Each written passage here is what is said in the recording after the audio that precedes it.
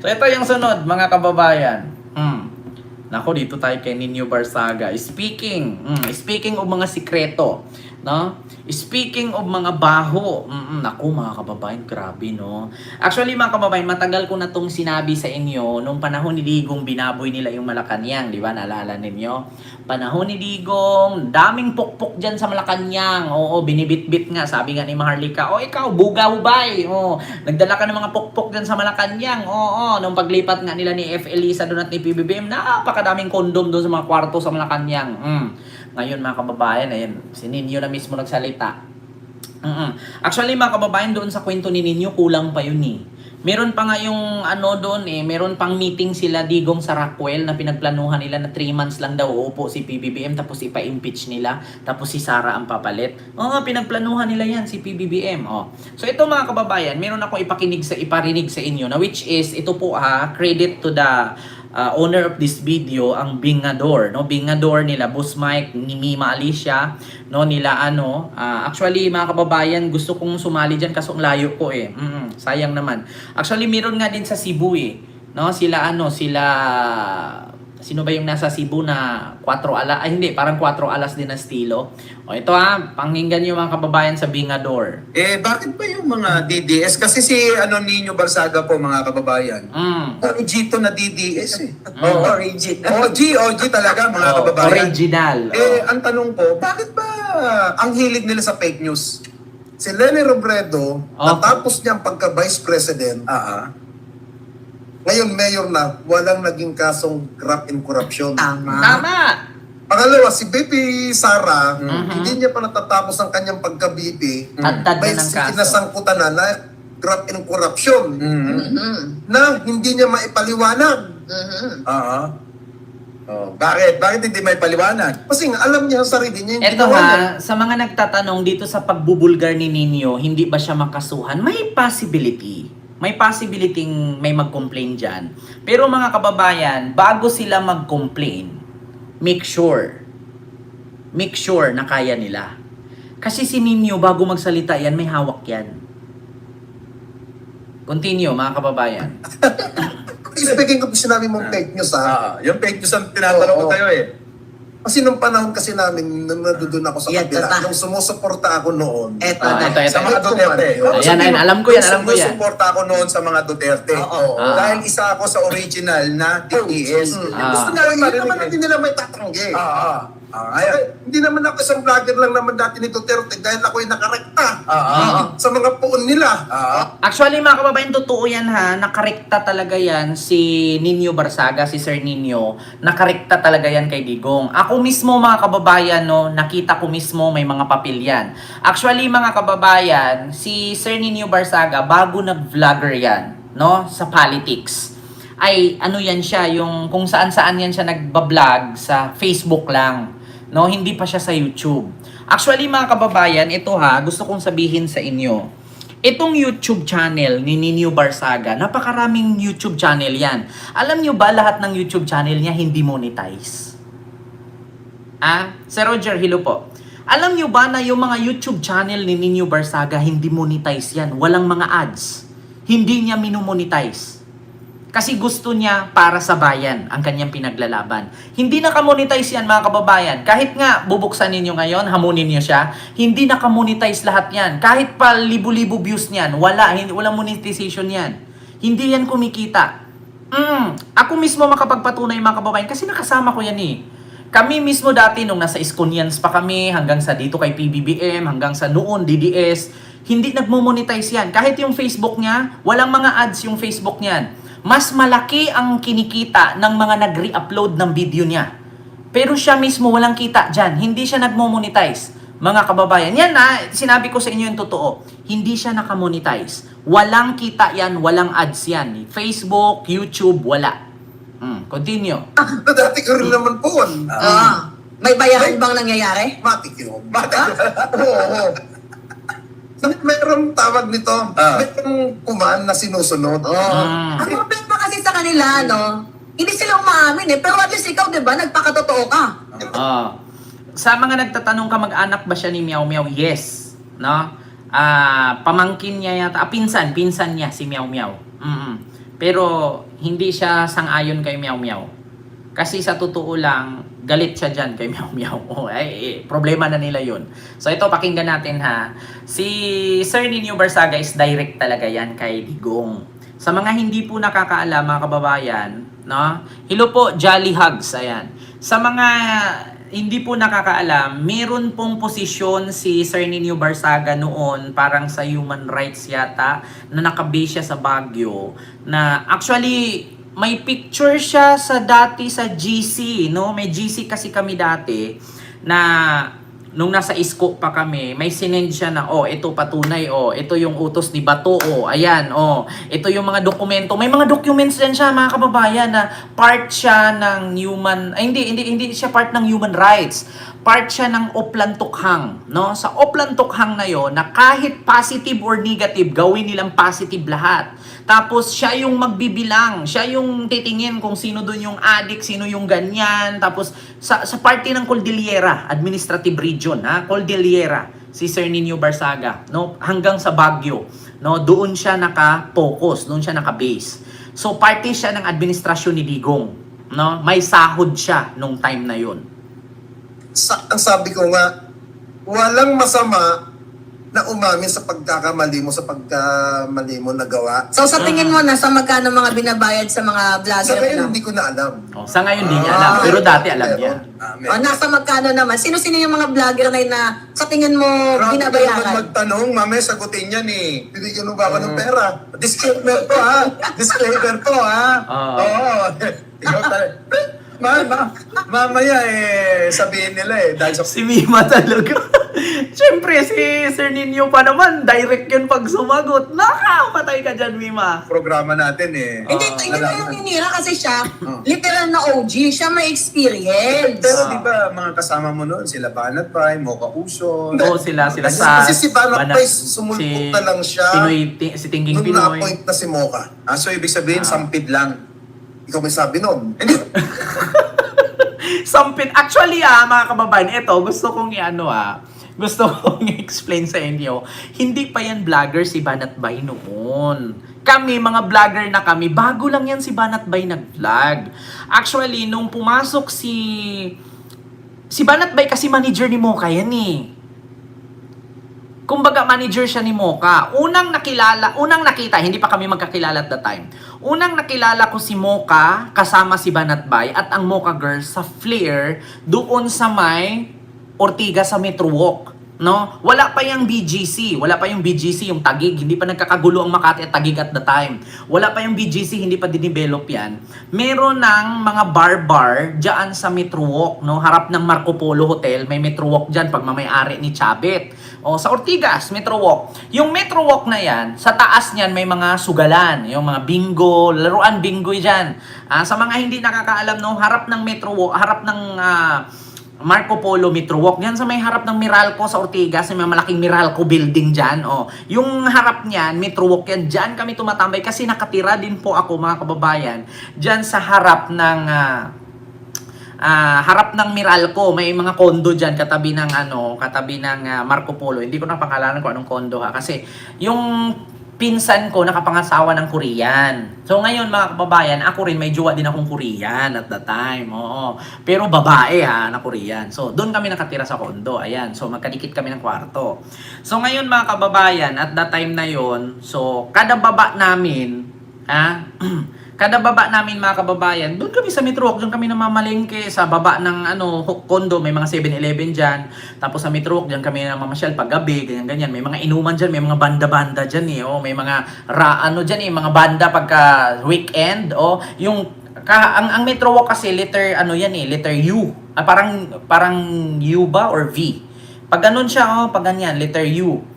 Pag ganyan siya, square, rectangle, pahaba na rectangle, pero ito highway. Ayan siya pag ganun, tapos yun, pag ganyan siya. So yung gitna na yan, maraming mga payong yan, mga payong, tapos may stage. Yung stage niya nakatalikod sa Kalsa Highway. Nakatalikod siya sa Marco Polo Hotel.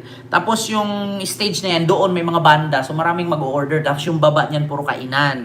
May bar, may resto bar, may kainan, may mga sangyupan. Yan, lahat dyan.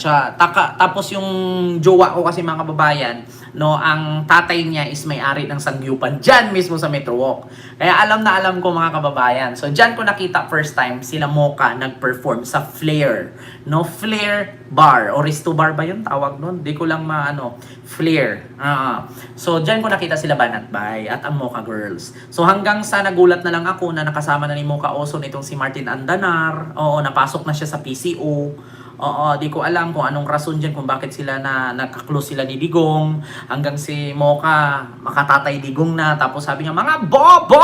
Kaya sabi ni Mocha noon, yung cookie-cookie ko, mga bobo! Lenny Robredo, isa kang bobo! Di ba? Ganun siya. O, tapos biniran na sila Ila de Lima. O, kaya doon nagmamatch. Doon nagkukunik-kunik, no? So, mahabang kwento yan, nakasummarize lang. O, ito na. Tanong ko, sampid lang. Hindi. Sa madalang salita, sampid. Oo, hindi ko na may sabi nun. Kasi ni Banat Bay, talent manager siya ni Mocha. Hindi siya naging vlog, hindi siya vlogger-vlogger. Kaya siya nakarekta kay Digong nung napwesto na si Mocha at siya na ang sa pumalit kay PCO. Mocha bilang atakdog.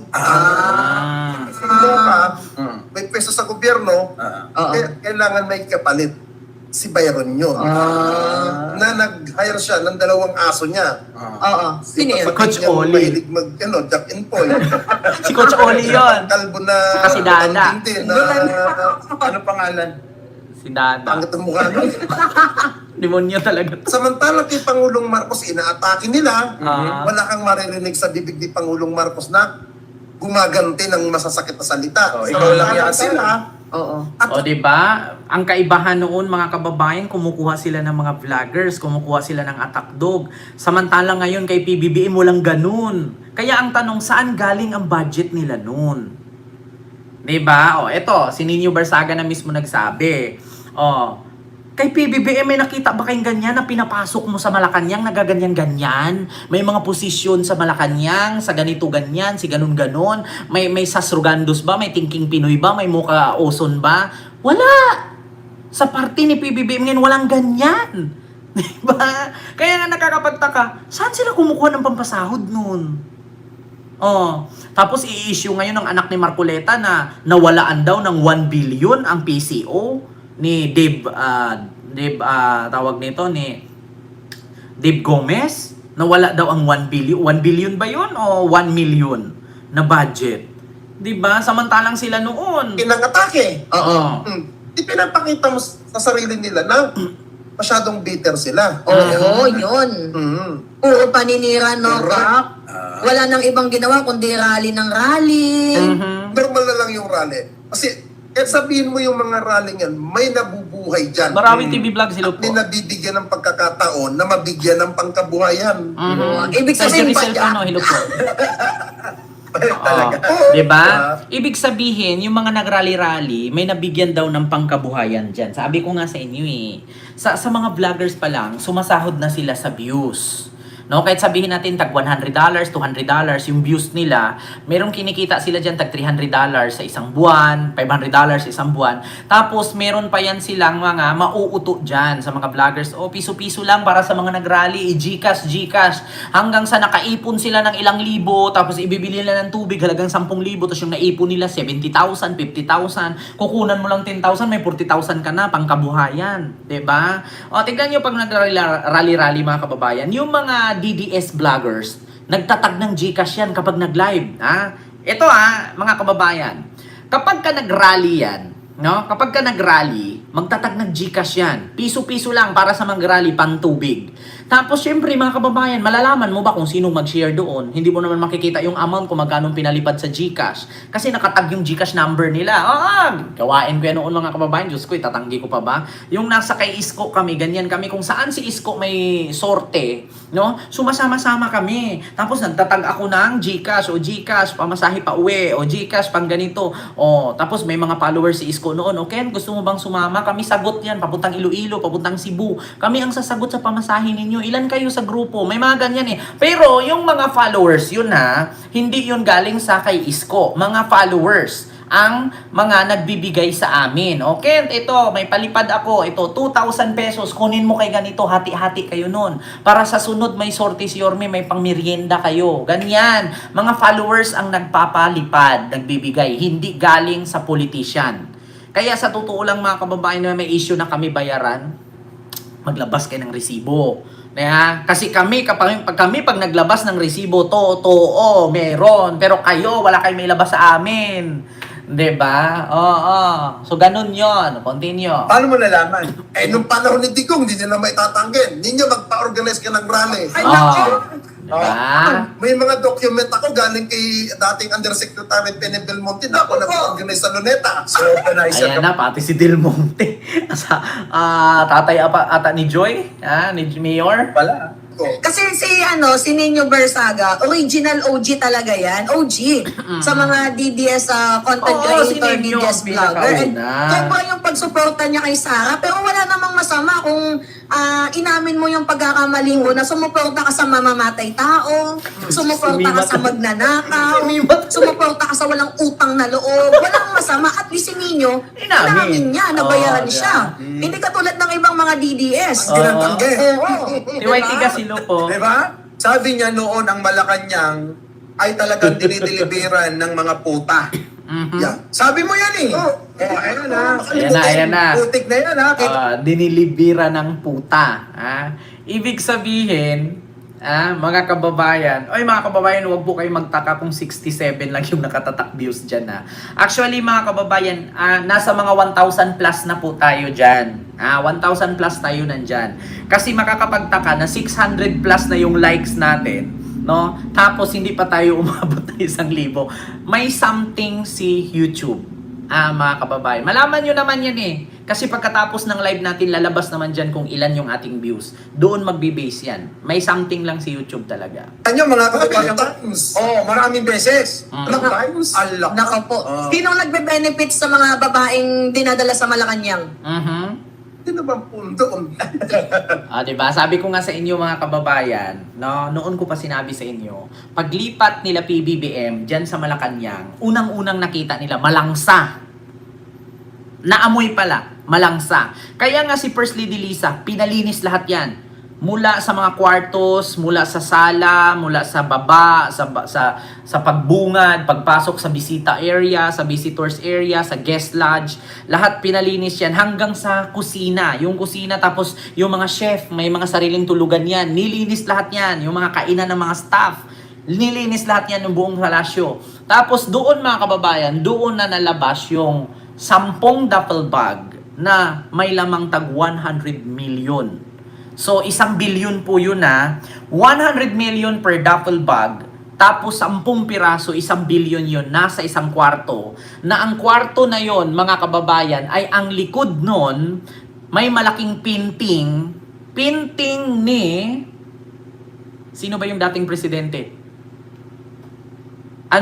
Diosdado Macapagal yata? Diosdado Macapagal, yung harap nun, nandun yung kwarto na may lamang 1 billion pesos. Naka-duffel bag. 10 duffel bag. Ngayon sasabihin nila fake news. Kaya nga sabi ni PBBM noong 2025 election, midterm election, na wala sa kanila ang nagbulsa sa sako-sakong pera, pinagsamantalahan ang krisis ng pandemya. Ganun yun mga kababayan. May naiwan doon na 1 billion na nakasapot sa 10 duffel bag, na bawat duffel bag may lamang 100 million. Ngayon sasabihin nila mali-maleta. Mas totoo yung 10 duffel bag kaysa sa mali-maleta na inilabas daw ng 14 Marines and 8 drivers. Pangalanan, sino ba? Kaya pa ba ni Digong yun? O si Digong? Kaya pa niya? Hinala ko, hindi lang naman siya eh. Pati yung mga USEC-ASEC, nakikinabang din. Walang pakialam yung ASEC Yosek. Pero alam nyo mga kababayan ko, Expose. alam naman natin na Malacanang sagrado. Oo. Ito ay tahanan ng pinuno ng bansang ito. Pero ang ginawa ni Digong, kung totoo yung sinasabi ni Nino, Nilagyan ng binaboy, malangsa. binastos tayo. Hindi lang yung Malacanang, kundi tayong mga Pilipino. Kasi di ba, may kamag-anak ako sa mismo ng Malacanang, may kantin pa. Kaya nga sa totoo lang mga kababayan, yan nga ang sabi ni Digong na, kayo mga congressman, pag pumunta kayo sa Malacanang ang sabi niya. Sabi niya Malacanang. Walang G ang Malacanang niya Malacanang. kapag kayo pumasok sa Malacanang, ang sasakyan ninyo Tamaraw, FX Tamaraw, paglabas Mercedes. Tignan ninyo yung mga bahay, dating apartment, ngayon mga mansyon. Mga wala kayong... ay, iwasan ko na pala magsalita ng kabusis ni Digong, baka bigyan ako relo ni Bongo. Ay, Senator Bongo, balita ko kapag ka may kabusis ni Digong, binibigyan mo ng relo. Gusto ko Rolex lang Daytona. Tikang tinta. Grabe, no? Hindi, no? Hanggang ngayon, nandoon sila. Magkano yung babae? 120?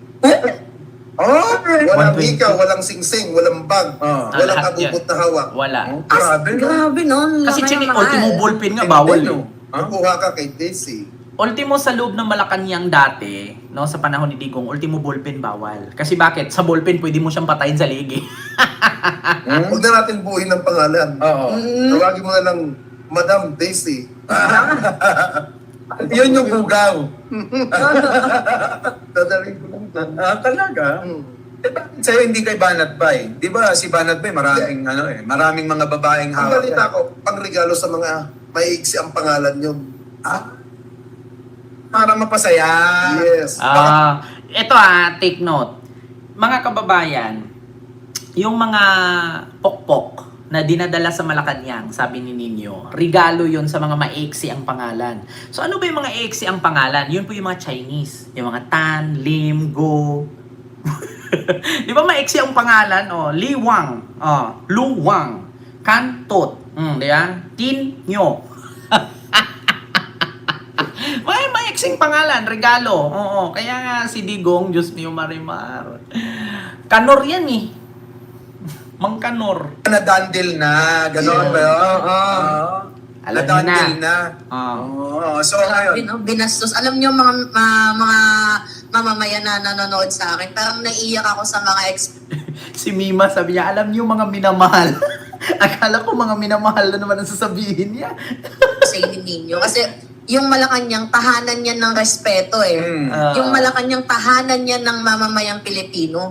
Nung panahon ni Digong, tahanan ng mga puta. Pok-pok. Yung Malacanang, which is nakakalungkot kasi yung babae, parang sobrang baba ng tingin nila na parang nabibili mo lang eh. Yung makakating kita dyan, lalayo ka pa ba? Di ba kay Pulong, kaya nga siya nananaksak ng bugaw? Ayan na. Dahil nabigyan yata siya Nabigyan siya ng may tulo. Isasaksakin niya pero talikod yung kutsilyo. Tangay na talaga na may tulo. grabe. Kaya, di ba? Don Francisco Hilopon, kay Mama Ana Fea ko sa Lim Hilopon. Nagkalat yung video eh. Sinasaksak niya yung bugaw eh. Dahil daw di umano, interview Nabigyan ng may Oo. tulo. Oo. Na-interview Ako pa lang ni yung tanging Sir vlogger Nino na yun. kinuha. Na isinama ng Malacanang para mapasabi na ang war on drugs ni Digong ay makatotohanan. Na ang gagawin lang namin, ipapositive ko lahat ang napatay. Diba? Order ko doon.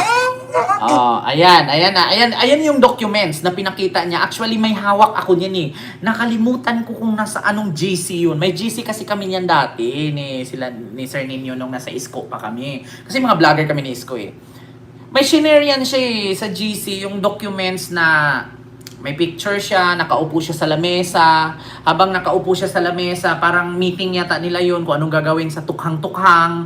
Tapos, pumunta siya ng Baguio, may picture din siya sa Baguio. Parang Madriaga ba? Ganon, parang Madriaga. Kaya si Madriaga, totoo yan. Sabi ko sa inyo mga kababayan, totoo yan si Madriaga. Totoo yan si Madriaga. Maniwala kayo sa akin.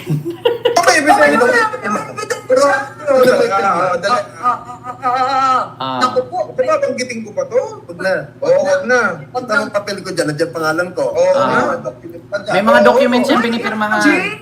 Nandito ang mga ebidensya, mga kababayan. Diba? 2016. Grabe. Ang hawak kong Region Cordillera, Region 1, Region 3. So parang pinapalabas nyo lang talaga na legit, pero talagang Actually, mga kababayan, sana kung kasali pa ako sa GC, pwede kong mahanap yung papel na yan. Wait lang. ISCO. Vloggers. Actually, kasali pa yata ako sa ISCO. Wait lang nga mga kababayan.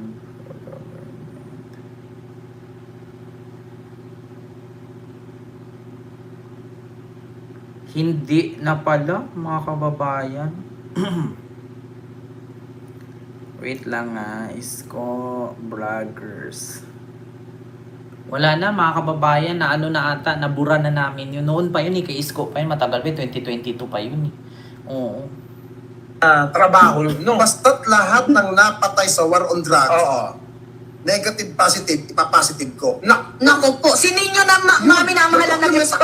Ah. Yun daw may document kita namin, Sa bandang So, Cordillera yan mag-meeting kami sa DILG, Ah. sa krami nung panahon ni Bato, mayroon ako doon na photos. Naku po. Kaya, So ngayon, kaya sinasabi ko nga sa mga sinasabi ng mga DDS na wala daw droga, anong alam nyo sa anti-drug war ni Digong? Diba? Alam naman yung mga DDS, yung pinanggigil nila Kaya kayo mag-DDS, bago nyo sabihin DDS kayo, isipin yung mabuti, may mas DDS pa sa inyo. Pero yung DDS na yon hindi katulad sa inyo ngayon. Hanggang kwento lang, hanggang fake news lang. Kaya, hindi ka mag-record ng phone calls sa ganito. At saka si Sir Nino Barsaga, known talaga yan siya sa kapag kausap mo siya, nagre-record ng usapan yan. Ganyan ang Madriaga style, ganyan ang ginawa ni Madriaga. Known talaga yan na kapag may utos, inuutusan, merong record yan. Halimbawa, kayo ngayon nag-usap kayo, nire-record niya yung usapan ninyo. Para instead na dumating ang araw, wala kang takas. Kaya sabi ko sa inyo mga kababayan, naka-record lahat yan paano nila itanggi yan? Sa mga nagtatanong, possibility ba na si Nino makasuhan yan? Make sure nila na hindi lumusot si Nino. Kasi si Nino kompleto yan. Sila ka mo din ako, nagpapaksak kami ng mga boss. may tanong ako. Grabe, iPhone na phone doon, wala nang voice Okay, Ninyo, may tanong ako. Kasi di ba ginagawa mo, kapag negative man or positive, ginagawa mong positive. Positive ko yung So tao. ngayon, ibig sabihin, trabaho mo yan. Nung panahon ni Duterte. Ng panahon ni Duterte. Ngayon, matanong kita, meron bang lagay sa'yo dyan para trabahuin mo yan? Sahod. Anong lagay? Meron bang bayad sa'yo para trabahuin mo yan? 2 months lang namin tatrabahuhin Sahod yan. na ipapositive. Wala silang bayad. Nakapackage na kami ron. Nakapackage. Nasa magkano? Bakit ba yung mga DDS? Pinutol. Nasa magkano. Basta, mga kababayan, mahaba-haba yung usapan na yan ng bingador Kaya ngayon, alam nyo na, mga kababayan, rinig nyo na, sabi ni Nino. So yun lang mga kababayan, maraming salamat po sa inyong lahat, 'di ba? May inamin na sahod or allowance. Actually, kumbaga Sir Kenry, parang allowance na yan kasi hindi naman natin masasabing sahod kasi hindi naman sila part ng payroll. So parang allowance kasi trabahuin lang nila sa yang sinasabi nilang reward system, doon kinukuha sa reward system na yan. Yung sinasabi na kapag 500 patay or nanlaban 2 million, 1 million kapag, 'di ba? Sabi ni Bongo, sa reward system galing 'yun. Sabi nga ni Digong, ang aking confidential fund, ginamit ko talaga, binili ko lahat ng armas para gamitin pampatay. Yung confidential fund ko, inamin ni Digong 'yan. Inamin ni Digong yan sa mga interview, yung confidential fund niya, ginamit niya dyan. Alam nyo na, hindi mo pwedeng sabing nagjo-joke-joke lang si Digong. The reason why, nakulong siya ngayon. Diba? Kasi akala niya kasi pag may-ari yung earth So yun lang mga babayan, maraming salamat po sa inyong lahat.